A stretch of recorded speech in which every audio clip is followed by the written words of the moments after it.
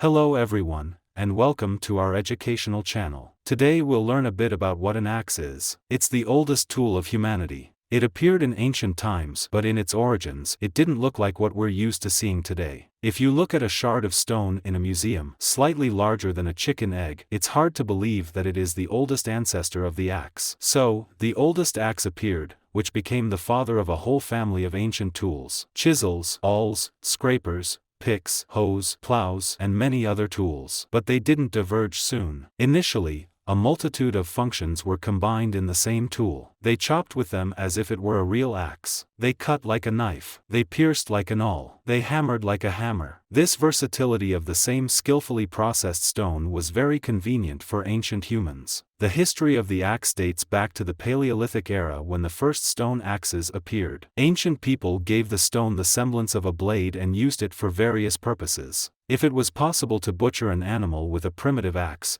then it was difficult to chop down a tree or go hunting with such a tool. So, ancient humans devised a way to attach a stone axe to a stick using strong vines or dried animal tendons. Thus, the first combat axes appeared, with which ancient humans could go hunting or defend their tribe. During the Neolithic period, with the development of ancient humans, the combat axe also evolved. The stone was polished, giving it smoother surfaces, and holes were made in the stone for better attachment of the axe. A new impetus in the development of combat axes was given by the Copper Age, which includes a period of approximately 4 to 3 millennia BCE. While picking stones for processing, humans encountered copper for the first time. Trying to process the stone by hitting it with another stone, pieces didn't chip off it. Instead, it deformed, changing its shape. Thus, the first cold forging appeared. Although raw copper was found, stone axes were used for a long time, even in the Bronze Age. Combat axes differed from working ones in their small size and the length of the handle. A combat axe typically weighed between 150 and 600 grams,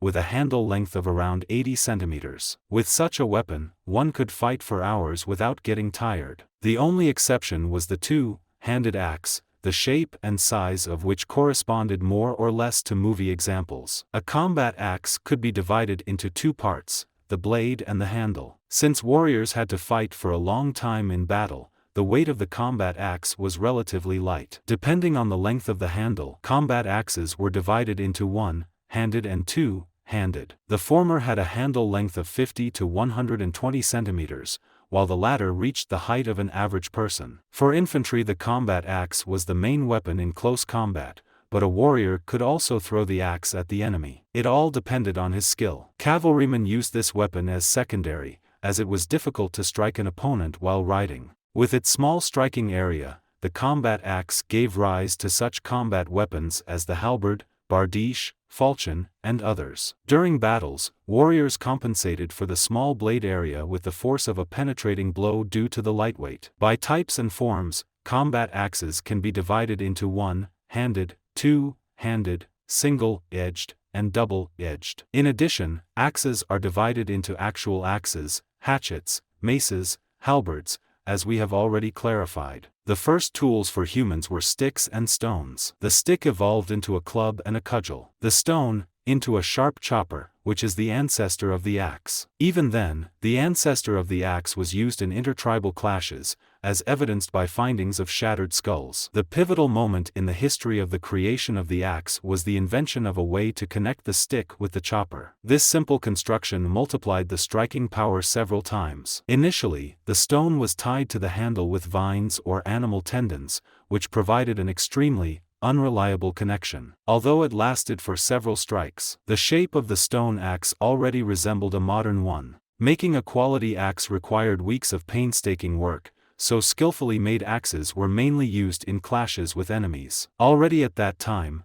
there was a division into combat and working axes. The heyday of the Bronze Age axes occurred in ancient Greece. Initially, the Greek hoplite combat axe was made of stone, but with the development of metallurgy, combat axes began to be made of bronze. Alongside bronze axes, stone ones were also used. Greek axes were the first to become double-edged. This is associated with the perception of the axe as a symbol of power. The most famous Greek double-bladed axe is the labres. They were divided into two groups, cult and ceremonial. I suppose, with cult ones, everything is clear. Due to their huge size, they simply could not be used in combat clashes. The combat labries, by size, copied the ordinary combat axe, only the blades were located on both sides. It can be said that this is two hatchets combined into one. The complexity of manufacturing made this axe accessible only to leaders and great warriors. Most likely, this served as further ritualization of the labries. To use the labries in battle, a warrior had to possess considerable strength and agility. The labries could be used as a two-handed weapon,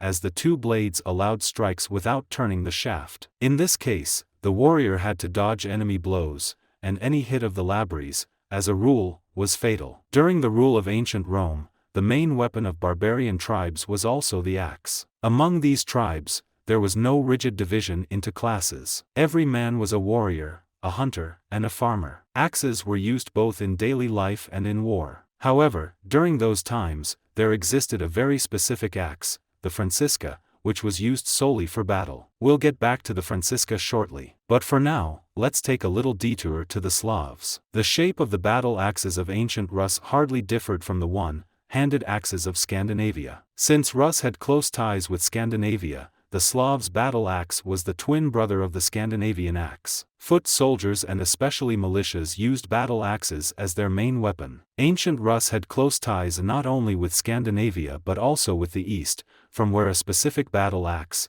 the chakan, came. Similar to it is the cleaver axe. Often, you can find information that the chakan and the cleaver axe are the same weapon, but despite their external similarity, they are completely different axes. The chakan has a narrow blade that pierces the target. The cleaver axe resembles a beak and chops rather than pierces. And if for its production you could use metal of not the best quality, then the narrow blade of the chakan had to withstand significant loads. For its functionality, battle axes were in demand all over the world, which resulted in many variations of them. Let's consider some of them. The Valashka. Its roots come from the Carpathian region. The battle axe looks very much like a cane. It is light, thin, about a meter long. The blade of the axe is only 7 centimeters on one side, and on the other, there is a flat blunt surface, like a hammer. The versatility of the Valashka allowed it to be used for striking, like a simple stick. The flat surface was often used as a hammer, and the blade itself was used to chop both wood and enemies. For its functionality, the axe was used by many local bandits who inhabited the Carpathian region. Many axes were decorated with various patterns, adorned, and inlaid with noble metals, symbolizing the wealth and dignity of the owners of such an axe. The sagaris originates from the Near East. Like all battle axes, it consists of a blade and a handle. The blade of the axe is elongated on one side and has a sharp curved heavy edge on the other. It also acted as a counterweight, and the handle was thin and long. The blade had many different shapes. The weight of the sagaris allowed it to be used very effectively with one hand. Delivering blows, it penetrated any armor or protective helmet used at that time. Due to its weight, the battle axe was used by both cavalry and infantry. For the more distinguished Scythians, images of various animals were applied to the blade of the axe. The functionality of the sagaris and the constant nomadic lifestyle spread the axe very quickly throughout the Near East, and it became an integral part of the Persian army. Over time, the more territories were conquered, the Persian army spread the use of the axe to the Sarmatian and Alan tribes, which in turn spread the battle axe to the west, and further to Eastern, Central, and Northern Europe. As I promised, the Francisca. Its history comes from the Frankish and Germanic tribes. It was used in two ways. The first way allowed attaching the elongated blade with a long handle so that it could chop an opponent, holding the battle axe with one or two hands. At the end of the handle, there was a thickening, which prevented the axe from slipping out of the hands during intense chopping. The barbarian Francisca was very maneuverable and fast, which allowed it to deliver a large number of blows, and it could crush the opponent's heads as well as dismember them. The second way allowed throwing the axe at the opponent. For this, the blade was put on a handle, not exceeding the length of the arm, and a rope was tied at the end of the handle. As you might guess, in case of failure, the axe could be retrieved and thrown again, and it was worn on the belt for convenience. And now a bit more about the battle axe. As we already know, it has Slavic roots, although it came to us as an inheritance from the East. The handle does not exceed 100 centimeters, while the blade is in the form of a beak on one side and a flat edge, elongated in the form of a little hammer, on the other. Such placement of the blade provided good balance, allowing the warrior to deliver very precise strikes. Thanks to its beak, the battle axe could pierce armor and, due to its characteristic shape, easily disengage, even from a wooden shield, without getting stuck. Its design prevented it from slipping or bouncing off when striking under an opponent's armor, maximizing damage. This design of the battle axe allowed it to withstand the force of blows against the enemy's metal protection without bending or breaking. Weighing up to 400 grams, warriors could easily use the battle axe both in combat and for chopping wood. Due to the slanted part of the blade towards the bottom, it was used for both chopping and slicing strikes. Broadex. Considered the offspring of Francisca, Broadex was most widespread in Northern Europe. Hello, Vikings. If Francisca was used in the 5th to 7th centuries, then Broadex came much later,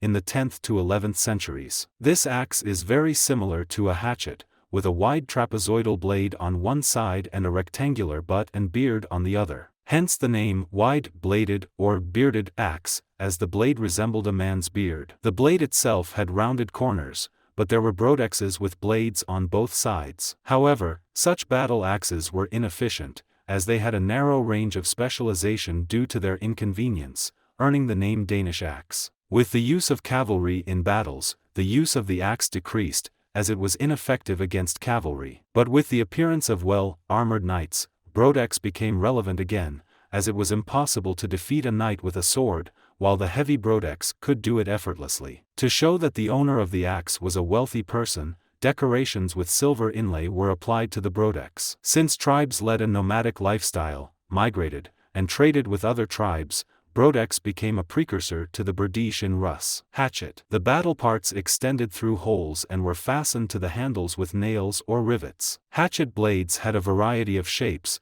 but mostly resembled crescent-shaped blades. Often the blade of the hatchet at the front was sharpened in such a way as to enable piercing strikes. Some hatchets had peculiar spikes. Halberd. The appearance of the first halberds was likely a response to the widespread use of plate armor, which was practically impenetrable by swords. After the advent of plate armor, the situation only worsened. A blow from a long-handled axe could seriously damage even a well-protected opponent. When exactly halberds appeared is unknown, but they were used at least since the beginning of the 14th century. Early halberd models likely consisted of an axe or hatchet mounted on a longer handle. The spearhead probably appeared on this weapon later. After that, the halberd evolved into a versatile weapon that could not only chop heavy armor but also deliver piercing strikes. The halberd gained even more popularity as a means of infantry defense against cavalry. Even after the advent of firearms, halberds were not immediately abandoned, as some varieties were used as stands for muskets and arquebus, significantly increasing shooting accuracy. Only in the 16th century,